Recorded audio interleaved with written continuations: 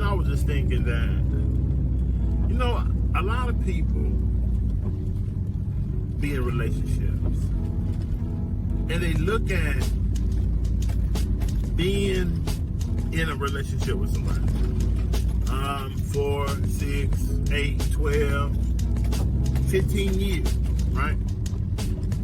They look at that oftentimes as an accomplishment that, because so many times I've met people, you can even think about the many times that you've met people who have spoken on it, have, expressed the fact that they've been in a relationship X amount of years or however many times, that those are big accomplishments. And they can be, don't get me wrong.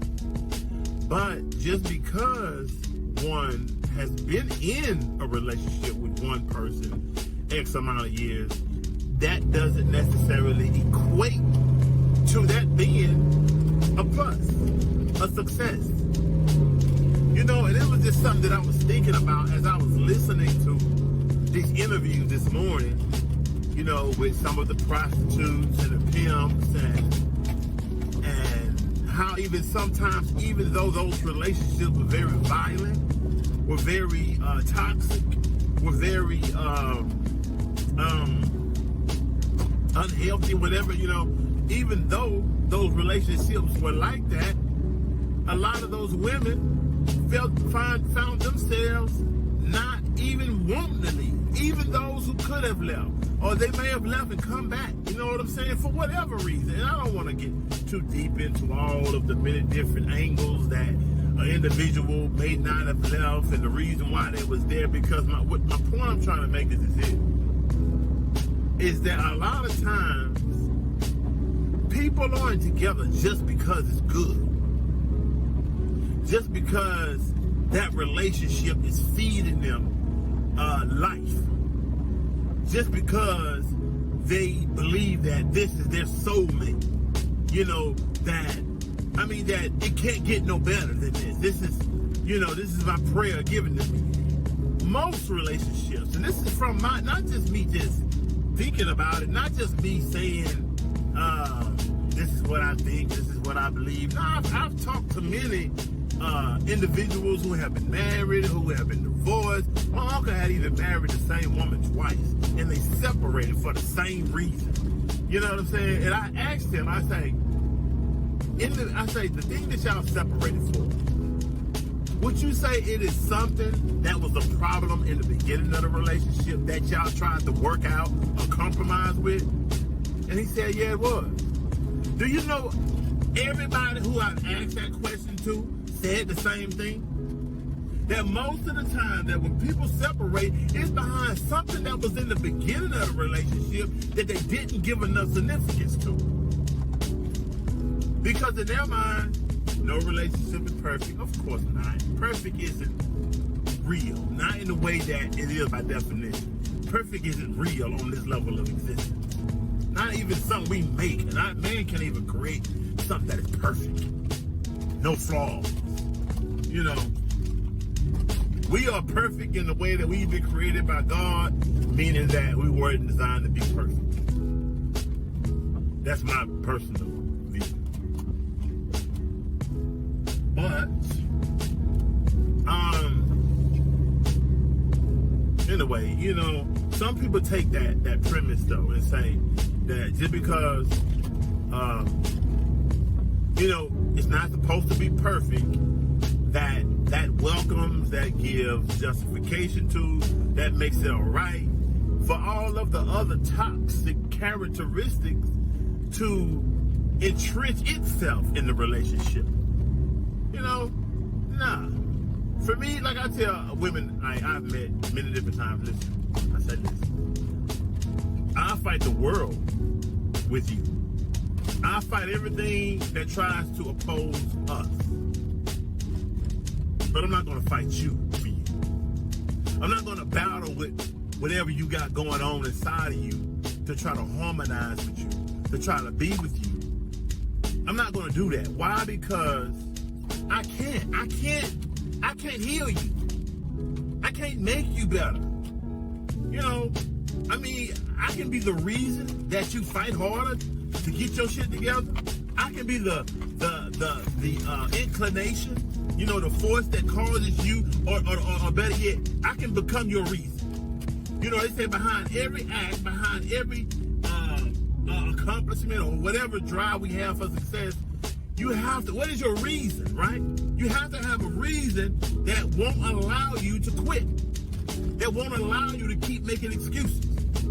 So an individual can become your reason, but at the end of the day, you have to do all the work and you have to make the decisions necessary to get from A to Z. You have to take those steps, and if I'm dealing with someone that uses language like blaming me, blaming the world, blaming stuff that has happened to her as being the reason, like, this is how I am, this is what, I get it, that those things can be true, that certain things can happen that make you a certain way, I get that, but while that may be the reason, that is not the justification for you to remain that way. That's just like, that's just like when you have people say the white man this, that, and other. Listen, that only goes so far, man. Because you also play a part. And it's like we want the world to change. I know this might be a little bit out of subject, but we want the world to change while we remain the same.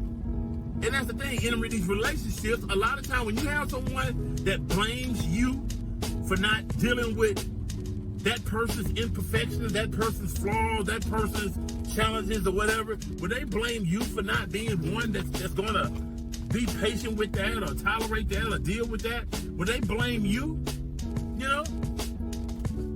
To me, that's a red flag. You can't blame me. If anything, you should understand, have respect for it, and know that it is always your responsibility, man, to deal with it and get your stuff together. Now, if a person start using the language like, man, I know I be tripping, I know I got these things going on, and I'm working on it, and all I can ask is you be patient with me at times. Call me out on it. Let me know when I'm tripping again.